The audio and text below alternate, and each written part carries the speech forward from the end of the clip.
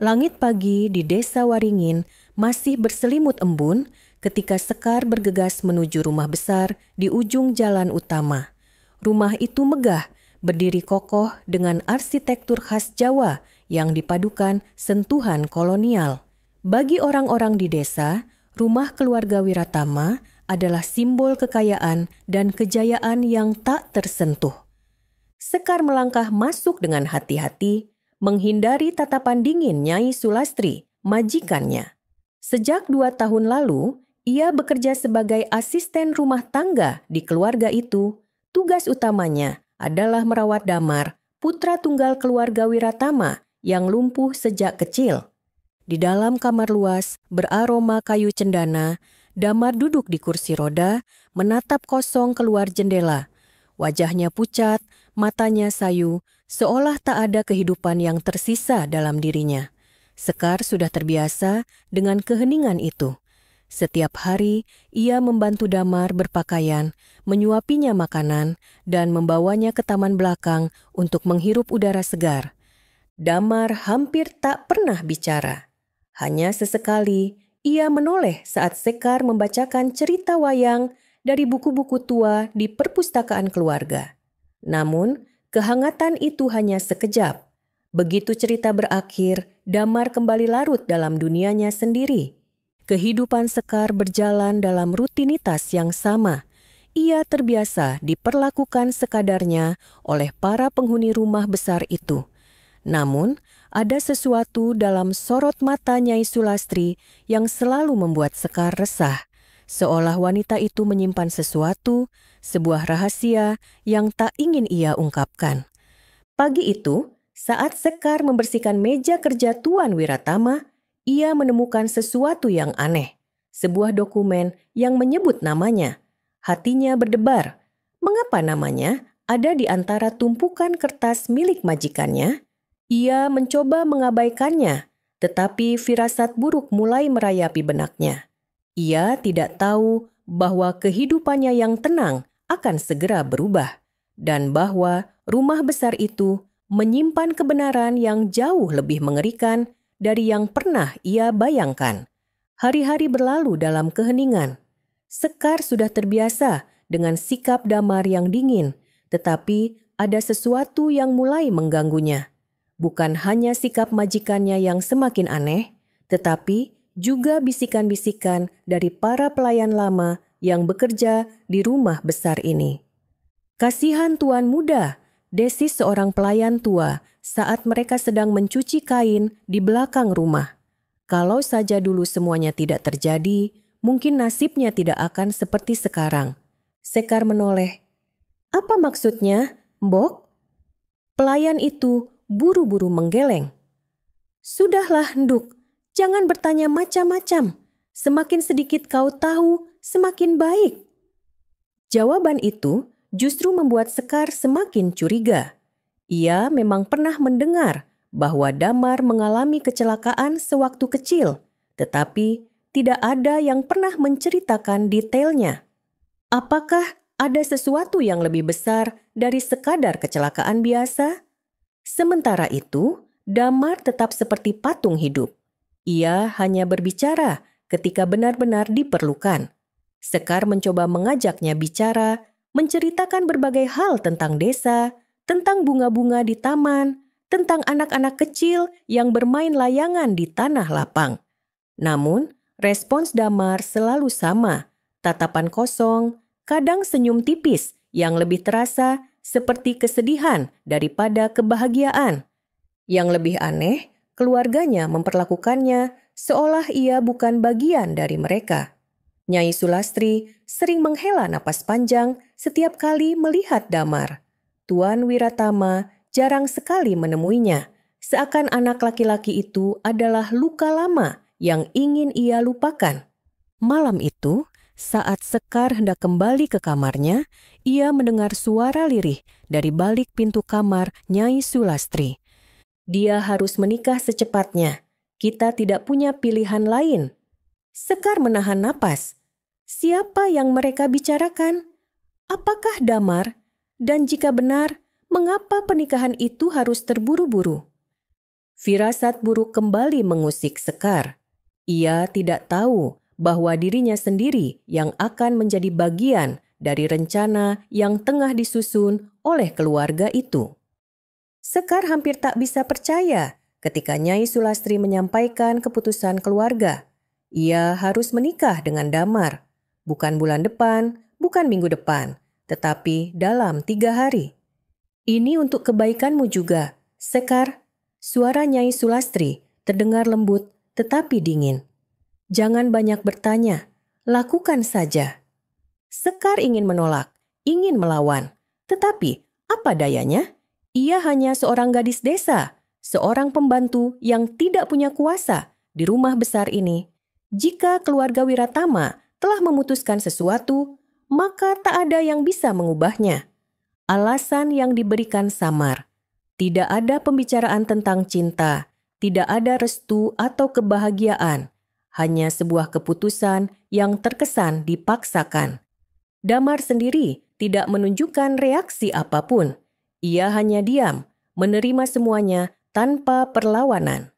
Sikapnya seolah mengatakan bahwa ia sudah terbiasa diperlakukan seperti benda, dipindahkan ke sana kemari tanpa ada yang benar-benar peduli tentang perasaannya. Hari-hari menjelang pernikahan terasa berat. Sekar menjalani semuanya seperti robot, dipakaikan kebaya pengantin, didandani dengan wajah kosong, sementara hatinya penuh ketakutan. Malam sebelum pernikahan, Sekar tak bisa tidur. Perasaan gelisah menyiksanya. Hingga tanpa sengaja, saat berjalan melewati lorong rumah, ia mendengar suara tegang dari ruang tamu. Ini satu-satunya cara. Suara Tuan Wiratama terdengar mendesak. Jika tidak, semua akan hancur. Bagaimana jika dia tahu yang sebenarnya? Suara seorang pria lain yang tidak dikenalnya terdengar bergetar. Dia tidak akan tahu. Nyai Sulastri menimpali. Suaranya penuh tekanan. Tidak akan pernah. Sekar berdiri kaku di balik pilar. Mereka jelas sedang membicarakan sesuatu yang penting, sesuatu yang mungkin berkaitan dengan pernikahannya. Apa yang mereka sembunyikan? Apa yang mereka takutkan?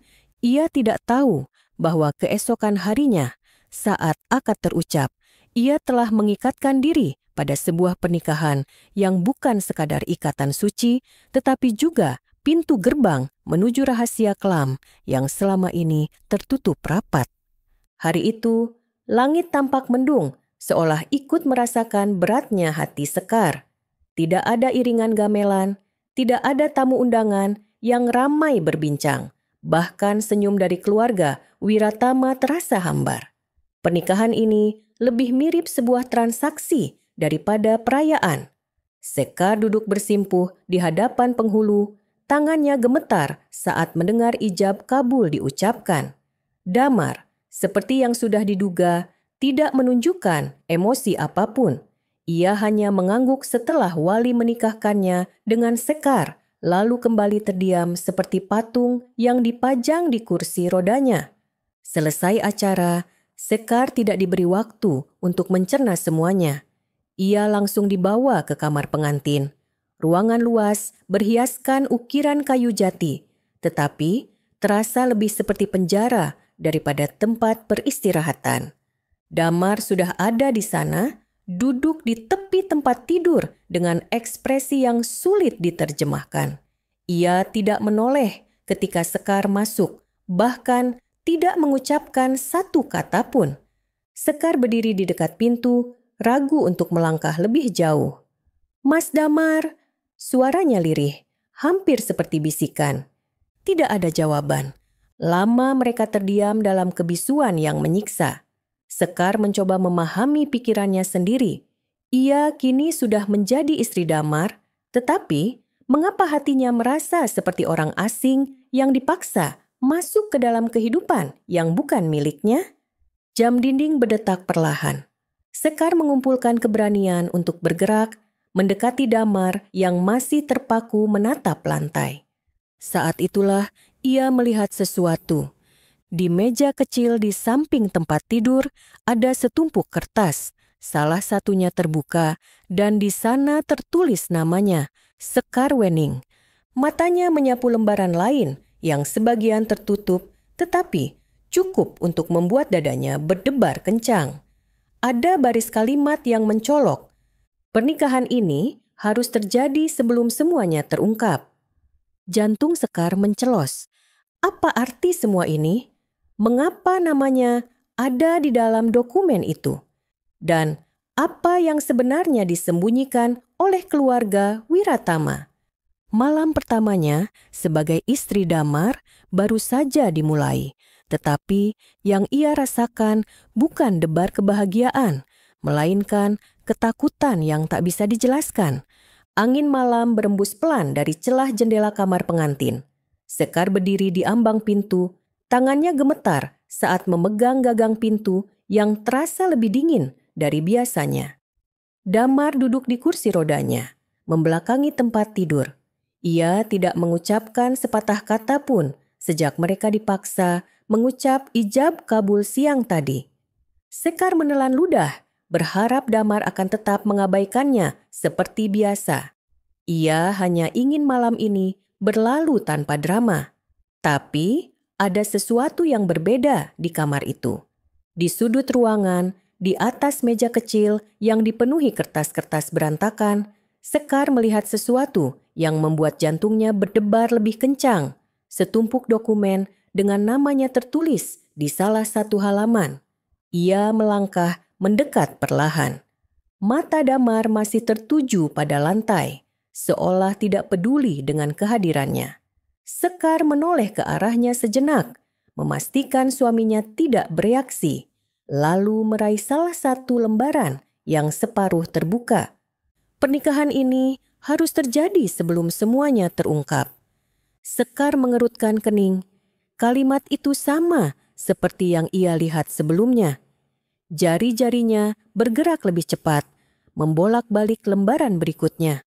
Lalu ia menemukan sesuatu yang membuat darahnya berdesir, sebuah sertifikat kelahiran. Matanya membelalak saat membaca nama yang tertera di sana, Sekar Wening. Namun, yang membuatnya hampir tak bisa bernapas adalah bagian di bawahnya. Nama ayah, Raden Mas Wiratama. Seketika, Sekar merasa dunianya runtuh. Ini pasti salah. Ini tidak mungkin benar. Bagaimana bisa namanya ada di dokumen ini? Bagaimana bisa nama ayahnya adalah? Tangannya bergetar. Ia berusaha mengatur napas, tetapi dadanya terasa sesak. Jangan sentuh itu. Suara Damar membuat Sekar hampir menjatuhkan kertas yang ia pegang. Ia menoleh, menemukan suaminya menatapnya dengan sorot mata yang berbeda. Tidak lagi kosong seperti biasanya, tetapi penuh dengan sesuatu yang tidak bisa ia pahami. Sekar tidak tahu bahwa malam ini hanyalah awal dari kebenaran yang selama ini ditutupi oleh keluarga Wiratama. Sesuatu yang jauh lebih mengerikan dari yang pernah ia bayangkan. Sekar duduk di tepi ranjang, pikirannya berkecamuk. Dokumen yang ia temukan tadi masih membayangi benaknya. Nama ayah, Raden Mas Wiratama. Jika itu benar, berarti ia menolak memikirkan kemungkinan yang lebih jauh. Ini pasti kesalahan. Ia harus mencari tahu lebih banyak. Damar kembali diam setelah memperingatkannya untuk tidak menyentuh dokumen-dokumen itu. Sekar menatap suaminya yang duduk di kursi roda, wajahnya tersamar oleh bayangan lampu kamar. Ada sesuatu dalam sorot mata Damar malam ini, sesuatu yang berbeda, seperti kesedihan yang dalam atau mungkin ketakutan. Saat malam semakin larut, Sekar tak bisa tidur. Udara di kamar terasa begitu berat, membuatnya sulit bernapas dengan tenang. Ia memutuskan keluar untuk mencari udara segar. Namun, langkahnya terhenti di depan kamar Nyai Sulastri dan Tuan Wiratama. Dari dalam, terdengar suara pelan, seperti bisikan yang mendesak. Suara Nyai Sulastri terdengar lebih dulu, penuh kegelisahan. Dia sudah melihat dokumen itu. Ini terlalu cepat. Tenang, Dia belum tahu semuanya, balas suara Tuan Wiratama dengan nada yang lebih tenang tetapi tetap tegang. Bagaimana kalau dia mencari tahu lebih jauh? Kita tidak bisa membiarkan ini terbongkar. Sekar menahan napas. Siapa yang mereka bicarakan? Dirinya? Tiba-tiba, suara langkah kaki mendekati pintu. Sekar buru-buru mundur, menahan diri agar tidak mengeluarkan suara. Pintu kamar sedikit terbuka dan dalam remang cahaya, Sekar melihat sesuatu yang membuat bulu kuduknya berdiri. Di tangan Nyai Sulastri, tergenggam sebuah benda tajam berkilat, sebuah keris tua yang terlihat begitu terawat. Jika dia tahu, kita harus bertindak sebelum semuanya terlambat, bisik Nyai Sulastri, suaranya dingin. Sekar hampir terjatuh ke belakang. Ia menutup mulutnya sendiri agar tidak mengeluarkan suara, lalu bergegas kembali ke kamarnya dengan jantung berdebar kencang. Kini ia tahu pasti. Pernikahan ini bukan sekadar pernikahan biasa. Ada rahasia besar yang sedang disembunyikan. Dan jika ia tidak berhati-hati, mungkin nyawanya akan menjadi taruhannya. Pagi itu, Sekar duduk di halaman belakang rumah megah keluarga Wiratama. Keningnya berkerut, pikirannya masih dipenuhi kejadian semalam, bisikan penuh ketegangan, keris yang digenggam erat oleh Nyai Sulastri, dan ancaman yang tersirat dalam setiap kata-kata mereka. Ia tidak bisa tinggal diam. Ada sesuatu yang harus ia ungkap. Damar duduk di kursi rodanya di beranda, memandang lurus ke kebun dengan tatapan kosong. Sekar mengamati suaminya dalam diam. Ia tidak pernah benar-benar memperhatikan Damar sebelumnya. Wajahnya tampan, meski selalu tampak murung. Ada sesuatu dalam sorot matanya, seperti seseorang yang pernah kehilangan sesuatu yang sangat berharga. Saat ia masih bekerja sebagai asisten rumah tangga, ia sering mendengar bisikan-bisikan dari para pelayan lama tentang Damar, tentang kecelakaan yang membuatnya lumpuh. Namun, Sekar mulai menyadari sesuatu. Tidak ada satupun yang pernah menyebutkan bagaimana kecelakaan itu sebenarnya terjadi. Sekar menemui Embok Sarmi, pelayan tertua di rumah ini. Perempuan renta itu tampak enggan berbicara, tetapi Sekar mendesaknya dengan suara rendah, penuh permohonan. "Mbok, aku mohon, aku harus tahu apa yang sebenarnya terjadi pada Mas Damar." Mbok Sarmi menatap Sekar lama, seakan menimbang-nimbang apakah ia boleh membuka mulut. Napasnya berat sebelum akhirnya ia berbisik, "Itu bukan kecelakaan, nduk." Sekar menegang. "Maksud Mbok?" Mbok Sarmi menoleh ke kiri dan kanan, memastikan tidak ada yang mendengar, lalu melanjutkan dengan suara lebih lirih. "Malam itu, Tuan Muda Damar jatuh dari balkon lantai 2. Tapi tidak ada yang tahu pasti bagaimana itu terjadi. Yang mereka katakan dia didorong." Sekar membelalak. "Didorong? Siapa yang mendorongnya?" Mbok Sarmi menggeleng, matanya dipenuhi ketakutan. Tidak ada yang berani membicarakannya. Tapi setelah kejadian itu, semua berubah. Keluarga ini tidak pernah sama lagi. Jantung Sekar berdetak kencang. Jika Damar benar-benar didorong, siapa yang melakukannya? Dan mengapa keluarga Wiratama menyembunyikannya? Ia menatap rumah megah itu. Bukan hanya dirinya yang terperangkap dalam pernikahan ini. Damar pun ternyata adalah tahanan dalam rumahnya sendiri. Malam itu, Sekar tak bisa tidur. Kata-kata Mbok Sarmi terus terngiang di kepalanya. Damar tidak jatuh, dia didorong. Siapa yang melakukannya? Dan mengapa? Sekar merasa semakin yakin bahwa keluarganya bukan sekadar keluarga majikan biasa baginya. Ada sesuatu yang lebih dalam, sesuatu yang mereka sembunyikan darinya.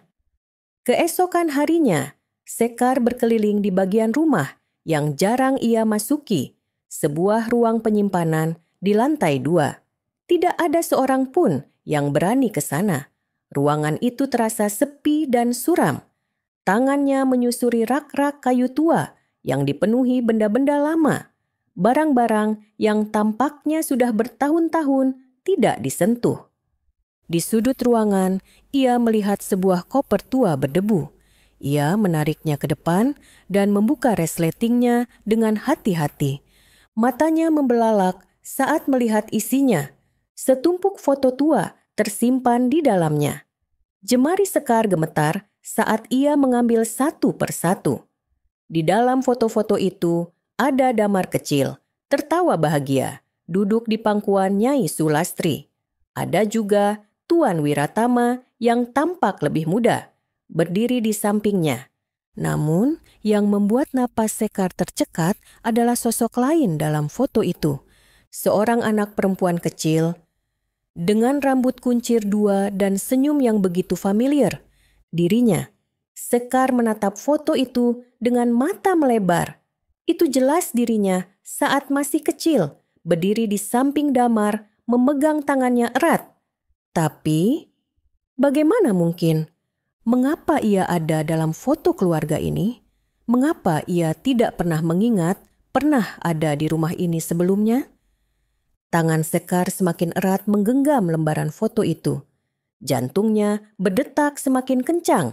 Siapa dirinya sebenarnya? Dan mengapa keluarga ini menyembunyikan kebenaran darinya? Sekar duduk di kamarnya dengan tangan gemetar.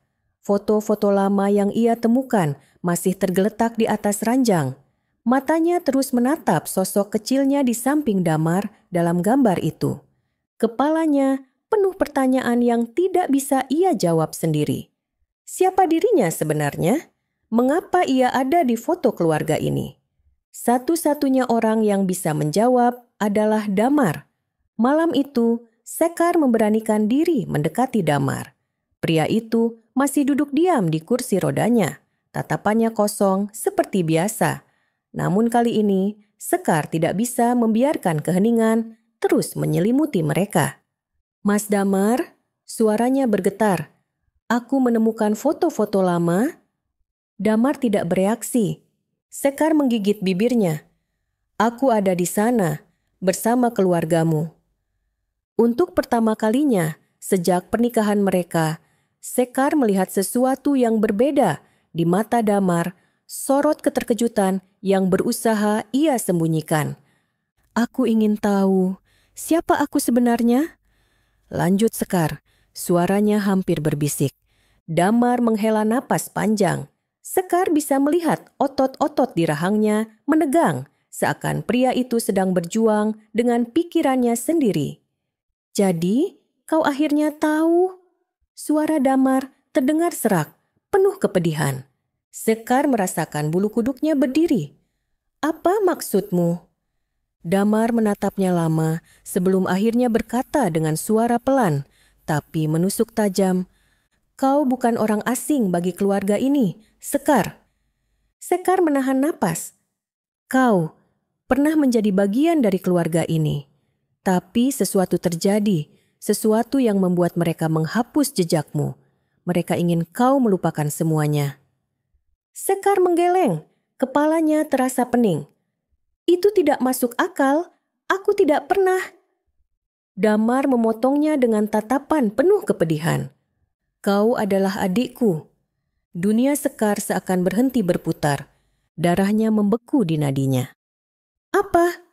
Suaranya nyaris tak keluar. Damar menunduk. Suaranya terdengar lirih namun tajam.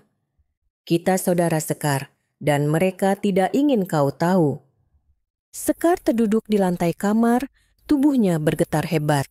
Kata-kata Damar masih terngiang di kepalanya. "Kita saudara Sekar, dan mereka tidak ingin kau tahu." Darahnya berdesir. Seluruh kepingan masa lalu yang tak pernah ia sadari kini terasa seperti bom waktu yang siap meledak. Jika itu benar, jika ia benar-benar bagian dari keluarga ini, mengapa ia dibesarkan di tempat lain? Mengapa ia hidup seperti orang asing, sementara Damar tetap di sini? Ia merasa muak. Mereka telah membohonginya. Malam itu, Sekar memutuskan satu hal. Ia harus pergi. Ia tak bisa lagi tinggal di rumah ini. Semakin lama ia berada di sini, semakin banyak rahasia yang menjeratnya. Keluarga ini penuh kebohongan dan ia tak ingin menjadi bagian dari permainan mereka. Sekar merapikan beberapa barangnya, hanya mengambil yang penting. Jantungnya berdegup kencang saat ia membuka pintu kamar dengan hati-hati, menapakkan kaki di lantai kayu yang dingin. Rumah besar itu gelap dan sunyi. Semua orang sudah tidur. Ia melangkah perlahan ke arah pintu belakang, berharap bisa keluar tanpa ada yang menyadarinya. Namun, saat tangannya hendak meraih gagang pintu, suara berat menghentikan langkahnya. "Kau mau pergi kemana, Sekar?" Sekar membeku. Di hadapannya, dalam cahaya remang-remang, berdiri Tuan Wiratama. Wajah pria itu tampak lebih dingin dari biasanya. Sorot matanya tajam, penuh tekanan. Sekar mundur selangkah, tubuhnya menegang. Aku harus pergi." Suaranya bergetar. Tuan Wiratama menggeleng pelan, kemudian berkata dengan nada yang begitu dingin hingga membuat bulu kuduk Sekar berdiri. "Tidak, Sekar, kau tidak bisa pergi kemana-mana." Sekar mencengkeram kain di dadanya. Ia bisa merasakan sesuatu yang mengerikan akan terjadi. Lalu, tanpa peringatan, Tuan Wiratama menarik sesuatu dari balik bajunya. Sekar menahan napas. Di tangannya berkilat sebuah keris tua. "Kau harus tetap di sini, Ninduk," bisiknya, "sampai semuanya selesai." Sekar berdiri membeku di depan pintu belakang. Cahaya remang-remang dari lampu minyak di lorong hanya membuat suasana semakin mencekam. Tuan Wiratama masih berdiri di hadapannya. Keris tua di tangannya berkilat di bawah cahaya redup. "Kau tidak bisa pergi, Sekar," ulangnya, suaranya tenang tapi menusuk. "Kau harus tetap di sini sampai semuanya selesai." Sekar menelan ludah.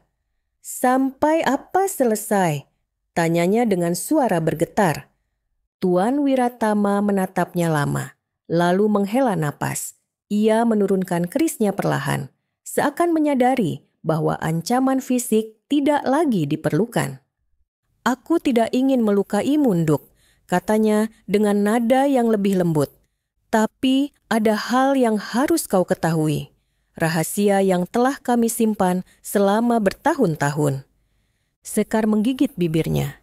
Tubuhnya masih menegang, tetapi ia tahu ini saatnya kebenaran terungkap. Tuan Wiratama mengajaknya duduk di ruang keluarga. Damar sudah ada di sana, duduk diam di kursi rodanya. Matanya tertuju pada lantai seperti sudah tahu apa yang akan dikatakan ayahnya. Sekar menggenggam tangannya sendiri, mencoba menenangkan diri. "Kau mungkin tidak ingat, Sekar," Tuan Wiratama memulai. "Tapi kau bukan orang asing di rumah ini." Sekar menarik napas dalam. "Aku tahu," katanya lirih. "Aku melihat fotoku bersama keluarga ini, aku dan Mas Damar." "Ya," Tuan Wiratama menatapnya dalam-dalam. "Kau dan Damar adalah saudara." Sekar mengatupkan bibirnya rapat-rapat. Ia sudah mendengar itu dari Damar, tetapi mendengarnya langsung dari mulut Tuan Wiratama membuat segalanya terasa semakin nyata dan mengerikan. "Tapi itu baru sebagian dari cerita," lanjutnya. "Yang lebih penting adalah alasan mengapa kau diambil dari keluarga ini dan mengapa kau akhirnya kembali." Sekar menelan ludah. "Kenapa?" Tuan Wiratama menghela napas panjang. "Keluarga ini menyimpan luka lama, Sekar. Kau dan Damar seharusnya tidak pernah dipisahkan. Tapi sesuatu terjadi bertahun-tahun lalu." Ia menatap Damar sekilas sebelum kembali menatap Sekar. "Kau diculik." Jantung Sekar seolah berhenti berdetak. "Apa?" Suaranya hampir tak keluar. "Kau menghilang ketika masih kecil. Kami mencarimu bertahun-tahun, tapi tak ada jejak. Hingga akhirnya kami percaya bahwa kau sudah tiada." Sekar merasakan tubuhnya melemah. Seluruh hidupnya selama ini ternyata bukan kehidupannya yang sebenarnya. Tapi Tuan Wiratama melanjutkan dengan suara lebih dalam. Beberapa tahun lalu kami menemukan sesuatu. Kami mengetahui di mana kau berada. Kami tahu siapa yang membesarkanmu. Dan kami tahu bahwa kau harus kembali ke sini. Sekar menggeleng. Air mata mulai menggenang di matanya. Tapi kenapa? Kenapa kalian tidak memberitahuku sejak awal? Kenapa harus dengan cara seperti ini? Tuan Wiratama terdiam sejenak. Lalu ia menatap Damar. Karena pernikahan ini, Sekar akhirnya menyadari. Pernikahan ini bukan kebetulan. Ini adalah bagian dari rencana yang telah dirancang sejak lama. Kami tidak punya pilihan lain, Sekar. Tuan Wiratama akhirnya berkata, kau harus menikah dengan Damar. Sekar menatapnya, air matanya jatuh perlahan. Kenapa? Tuan Wiratama menatapnya tajam. Karena hanya dengan begitu, kau bisa menyelamatkan keluarga ini. Ruangan itu dipenuhi keheningan yang menyesakkan. Sekar menatap Tuan Wiratama dengan air mata menggenang di matanya. Karena hanya dengan begitu, kau bisa menyelamatkan keluarga ini. Kata-kata itu terus terngiang di kepalanya, menyesakkan dada. Damar yang sejak tadi diam, tiba-tiba menggerakkan kursi rodanya ke depan. Tatapannya tajam, berbeda dari sebelumnya. Tidak, suaranya tegas.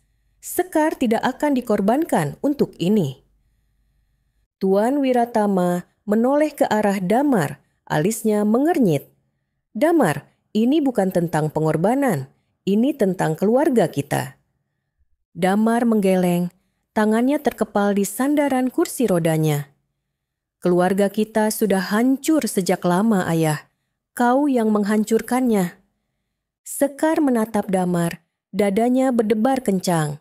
Untuk pertama kalinya, pria itu melawan ayahnya. Apa yang sebenarnya terjadi? Sekar berbisik, suaranya nyaris tidak terdengar. Damar menarik napas panjang, matanya berkilat dengan emosi yang selama ini terpendam. Aku tahu semuanya, Sekar.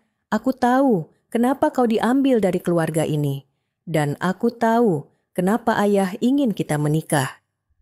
Tuan Wiratama menggeleng, wajahnya menegang. Jangan Damar, jangan katakan apapun lagi. Tapi Damar mengabaikannya. Ia menatap Sekar dengan penuh kepedihan. Ayah, membuangmu. Sekar merasakan jantungnya mencelos. Apa maksudmu? Suaranya bergetar. Damar menggigit bibirnya. Dulu, saat kau masih bayi, kau dianggap pembawa sial. Ada ramalan yang mengatakan bahwa kau akan membawa kehancuran bagi keluarga ini. Ayah mempercayainya. Dan dia membuangmu ke orang lain, berharap takdir itu bisa dihindari. Sekar menutup mulutnya, tubuhnya terasa lemas. Tapi kau selamat, lanjut Damar. Kau tumbuh besar dan tanpa sadar kau kembali ke dalam lingkaran keluarga ini. Dan sekarang mereka ingin mengikatmu kembali lewat pernikahan ini. Tuan Wiratama menggebrak meja. Cukup Damar. Damar tidak peduli. Ia menatap Sekar dengan kesedihan yang mendalam. Aku tidak ingin menikah denganmu karena rencana mereka, Sekar. Katanya pelan. Aku ingin kau bebas. Aku ingin kau hidup tanpa bayang-bayang keluarga ini. Sekar masih berusaha mencerna semuanya. Air matanya jatuh tanpa bisa ia tahan. Kemudian sesuatu terjadi yang membuat napasnya tertahan. Damar mengeluarkan sesuatu dari balik kursi rodanya, sebuah amplop. Dalam amplop ini, katanya, suaranya berat, ada dokumen yang bisa membuatmu pergi dari sini selamanya. Dokumen yang membuktikan bahwa kau bukan bagian dari keluarga ini secara hukum. Jika kau mengambil ini, kau bebas, Sekar. Sekar menatapnya dengan mata melebar. Tapi, bagaimana denganmu? Damar tersenyum lemah. Aku sudah terlalu lama terjebak di sini. Aku tidak punya masa depan. Tapi kau masih bisa pergi sebelum mereka menghancurkanmu juga." Tuan Wiratama melangkah maju dengan wajah penuh kemarahan. "Damar, apa yang kau lakukan?" Tapi sebelum ayahnya bisa merebut amplop itu, Damar mendorongnya ke tangan Sekar. "Pergilah," bisik Damar. "Sekarang?" Sekar menatap amplop di tangannya dengan napas memburu. Ini adalah kesempatan untuk bebas. Tapi jika ia pergi, ia akan meninggalkan Damar di rumah ini sendirian, menghadapi keluarganya yang kejam. Sekar menghadapi pilihan terbesar dalam hidupnya. Tetap tinggal dan mencari kebenaran lebih dalam, atau pergi meninggalkan semuanya. Sekar berdiri membeku di ambang pintu. Amplop di tangannya terasa begitu berat, seolah di dalamnya bukan hanya dokumen, tapi juga nasib yang harus ia pilih. Tuan Wiratama menatapnya dengan sorot mata tajam, penuh peringatan. "Kalau kau pergi sekarang, Sekar, kau tidak akan pernah bisa kembali." Damar menahan napas, matanya tetap tertuju pada Sekar. "Pergilah," desaknya. "Ini satu-satunya cara agar kau selamat."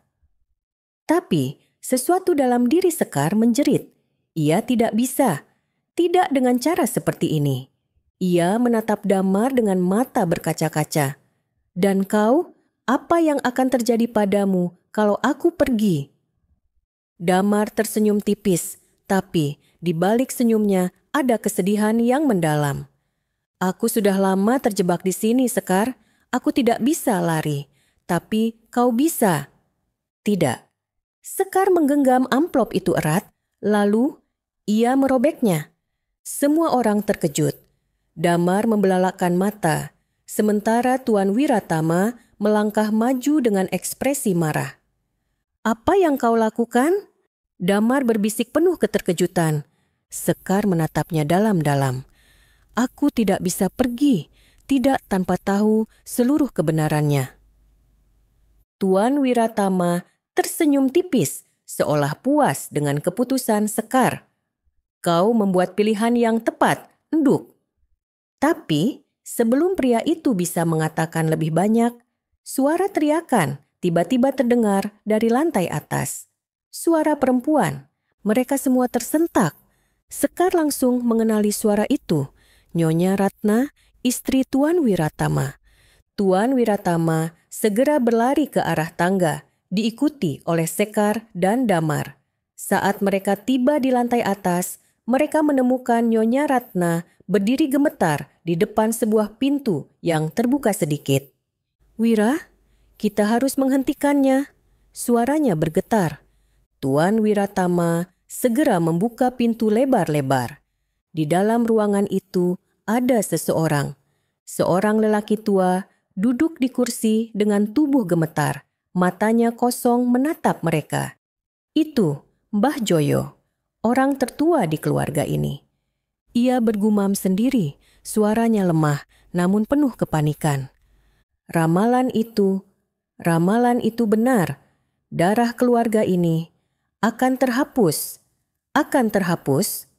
Sekar merasakan bulu kuduknya berdiri. Damar menelan ludah, wajahnya tegang. "Mbah Joyo, apa maksudnya?" Tapi sebelum siapapun bisa menjawab, suara ledakan kecil terdengar dari lantai bawah. Seketika, kepanikan menyelimuti seluruh rumah.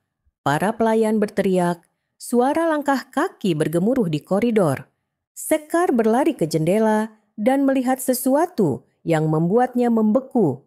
Sekelompok orang berpakaian hitam masuk ke dalam halaman rumah, membawa obor dan senjata tajam. Damar menatap pemandangan itu dengan mata membelalak. "Mereka datang." Sekar menoleh dengan panik. "Siapa mereka?" Tuan Wiratama menatap pemandangan itu dengan wajah pucat. Ia akhirnya menghela napas berat. "Mereka adalah orang-orang yang seharusnya tidak pernah tahu bahwa kau masih hidup, Sekar." Sekar merasakan tubuhnya melemas. Malam ini, Ia tidak hanya harus memilih antara kebenaran dan kebebasan. Malam ini, ia harus bertahan hidup. Suara gaduh di luar rumah semakin mendekat. Sekar berdiri di tengah ruangan, napasnya memburu. Malam ini, hidupnya tidak akan pernah sama lagi. Tuan Wiratama bergegas mengunci pintu, sementara Nyonya Ratna menangis ketakutan di sudut ruangan. Damar, meskipun masih duduk di kursi rodanya, menatap Sekar dengan ekspresi penuh arti. "Aku tahu kau ingin jawaban," kata Damar pelan, tapi tegas. "Tapi pertanyaannya sekarang, apakah kau siap menerimanya?" Sekar menggenggam tangannya erat, berusaha menenangkan dirinya. "Aku sudah terlalu jauh untuk mundur, Damar. Aku ingin tahu semuanya." Tuan Wiratama menghela napas berat. Wajahnya dipenuhi kelelahan yang selama ini tersembunyi di balik kewibawaannya. "Baiklah," katanya lirih. "Sudah waktunya kau tahu siapa dirimu sebenarnya." Dulu, puluhan tahun lalu, keluarga Wiratama menguasai sebuah tanah luas di sebuah desa terpencil. Tanah itu bukan hanya milik mereka secara hukum, tetapi juga secara turun-temurun diwariskan dari generasi ke generasi. Namun, ada satu hal yang tidak banyak diketahui. Tanah itu tidak didapatkan dengan cara yang bersih. "Ayahku, kakekmu." Tuan Wiratama terdiam sejenak, seolah menimbang kata-katanya. "Ia mengorbankan banyak nyawa untuk mempertahankan tanah ini. Salah satunya adalah keluargamu." Sekar membelalakkan mata. "Apa?" Damar menundukkan kepala. "Keluargamu, Sekar. Mereka adalah korban dari keserakahan keluarga kami." Tuan Wiratama mengangguk. "Ayahku percaya bahwa tanah ini harus tetap dalam garis keturunan kami. Saat orang-orang desa mencoba mengambil kembali hak mereka, mereka ditumpas. Keluargamu salah satu yang memberontak." Sekar merasakan tubuhnya melemas. Ia tidak ingin mempercayai apa yang baru saja didengarnya. Tetapi bagian dalam hatinya tahu, ini bukan kebohongan. "Ibuku," suaranya hampir tak terdengar. Nyonya Ratna terisak. "Dia masih hidup saat kami menemukannya. Sekar, dia terluka parah, tapi sebelum meninggal, dia memohon agar kau diselamatkan." Sekar menutup mulutnya dengan tangan, air matanya jatuh. "Jadi, aku dibiarkan hidup?" Tuan Wiratama mengangguk. "Awalnya, kau akan dihilangkan juga, tapi ada seseorang yang menentang keputusan itu." Ia menatap Damar. Sekar menoleh, terkejut. "Damar?" Damar tersenyum tipis. "Aku masih kecil waktu itu, Sekar, tapi aku melihat bagaimana kau ditinggalkan begitu saja. Aku memohon kepada ayah dan ibu untuk membiarkanmu hidup. Mereka akhirnya memberimu pada keluarga lain dengan harapan kau tidak akan pernah tahu siapa dirimu." Sekar menggigit bibirnya, mencoba memahami semuanya. "Jadi," katanya pelan, "pernikahan ini adalah cara untuk menebus dosa keluarga kalian?" Tuan Wiratama terdiam. Lalu ia mengangguk perlahan. "Ya." Sekar merasa dunianya runtuh. Semua yang ia ketahui selama ini hanyalah kebohongan yang disusun dengan rapi. Ia bukan siapa yang ia pikirkan. Hidupnya telah dikendalikan sejak kecil. Tapi sebelum ia bisa memproses semuanya, suara dentuman keras terdengar dari lantai bawah. Mereka semua tersentak. "Sudah terlambat," kata Damar lirih. Sekar menatapnya dengan bingung. "Apa maksudmu?" Tuan Wiratama menoleh ke arah pintu.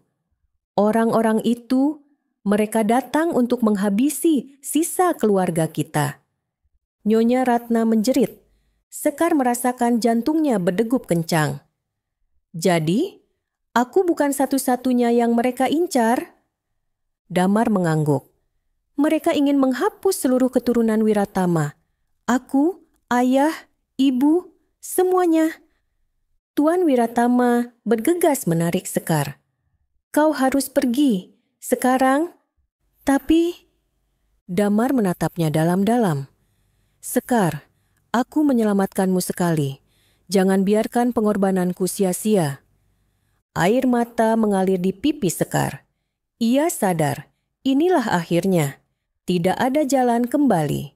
Dengan langkah berat, ia berlari keluar dari ruangan, meninggalkan rumah yang kini berubah menjadi medan pertempuran. Saat fajar menyingsing, Sekar berdiri di tepi hutan, menatap rumah besar yang kini telah hancur terbakar. Ia telah kehilangan segalanya. Tapi untuk pertama kalinya, ia juga merasa benar-benar bebas. Hidupnya mungkin tidak akan pernah sama lagi, tapi setidaknya ia kini tahu siapa dirinya. Dan ia bersumpah, apa yang terjadi malam itu tidak akan ia lupakan. Dosa keluarga ini harus ditebus. Dengan atau tanpa mereka, angin pagi berembus pelan, membawa sisa abu dari rumah megah keluarga Wiratama yang kini tinggal puing-puing. Sekar berdiri di kejauhan, tubuhnya gemetar bukan karena dingin, tetapi karena semua yang telah terjadi. Semalam, hidupnya berubah dalam sekejap. Ia kehilangan segalanya. Keluarga yang ia kira miliknya, rumah yang ia tinggali, bahkan kepastian tentang siapa dirinya. Dan sekarang, hanya ada satu pertanyaan tersisa. Apa yang harus ia lakukan selanjutnya? Sekar melangkah pelan ke dalam hutan, tempat Damar duduk bersandar di bawah pohon besar. Tubuhnya lemah, wajahnya penuh luka dan lebam akibat insiden tadi malam. Tapi yang paling menyakitkan bukan luka di tubuhnya, melainkan di hatinya. Sekar berlutut di sampingnya. "Damar," suaranya lirih. Damar membuka mata perlahan, menatapnya dengan lelah. "Kau selamat," katanya hampir berbisik. Seolah itu satu-satunya hal yang masih penting baginya. Sekar menahan air matanya. "Dan kau juga." Damar tersenyum tipis, tapi sorot matanya menyiratkan sesuatu yang berbeda, kesedihan yang dalam. "Aku tidak tahu apakah itu keberuntungan atau kutukan," katanya pahit. "Aku kehilangan segalanya, Sekar, orang tuaku, rumah itu, warisan keluarga ini." Sekar menggenggam tangannya erat. "Aku juga kehilangan segalanya, Damar, tapi setidaknya kita masih hidup." Damar terdiam sejenak sebelum menatapnya. "Tapi untuk apa? Untuk hidup dengan luka yang tak akan pernah sembuh?" Sekar tahu, Damar benar. Mereka mungkin selamat, tapi jiwa mereka telah terkoyak. Tak ada akhir bahagia yang sempurna. Saat matahari mulai naik, Sekar menyadari bahwa ia harus mengambil keputusan. Jika ia tetap bersama Damar, itu berarti ia harus menerima semua luka yang mereka tanggung bersama. Ia harus hidup dengan bayang-bayang masa lalu yang mengerikan, mencoba membangun hidup dari puing-puing yang tersisa. Namun, jika ia pergi, ia bisa memulai dari awal, jauh dari semua kenangan ini. Jauh dari luka yang mungkin tidak akan pernah bisa sembuh. Damar menatapnya dalam-dalam. "Kau ingin pergi, bukan?" Sekar tercekat. Ia tidak ingin menjawab, karena ia tahu jawabannya akan menyakiti salah satu dari mereka. Damar menghela napas, lalu tersenyum kecil. "Aku sudah tahu jawabannya." Sekar menggigit bibirnya. Air matanya akhirnya jatuh. "Aku tidak ingin meninggalkanmu, Damar, tapi aku juga tidak bisa tinggal." Suaranya nyaris tak terdengar. Damar menutup matanya sejenak, lalu mengangguk pelan. "Aku mengerti." Mereka terdiam lama. Hanya suara angin yang berbisik di antara mereka. Lalu Sekar berdiri. Damar tetap diam, tidak berusaha menahannya. Dengan langkah berat, Sekar mulai berjalan menjauh. Namun, sebelum ia benar-benar pergi, ia menoleh sekali lagi. "Damar, jika suatu hari nanti kau ingin mencari aku akan selalu menunggumu." Damar tersenyum lemah. Mungkin saat itu aku sudah tidak ada. Sekar menahan napas, hatinya terasa hancur, tapi ia tidak kembali. Ia tahu jika ia berbalik sekarang, ia tidak akan pernah bisa pergi. Jadi, ia terus berjalan, menjauh, meninggalkan semuanya. Tahun-tahun berlalu. Sekar memulai hidup baru di tempat yang jauh. Tapi, meskipun ia telah meninggalkan segalanya, bayangan Damar tidak pernah benar-benar hilang. Kadang, di tengah malam, ia masih terbangun dengan perasaan hampa, seolah ada sesuatu yang hilang dalam dirinya. Dan di suatu tempat yang jauh, di balik reruntuhan rumah keluarga Wiratama, Damar masih duduk di kursi rodanya, menatap langit yang sama, mengenang seseorang yang pernah berjanji akan menunggunya. Namun, seperti yang telah ia katakan, mungkin saat itu ia sudah tidak ada. Tamat.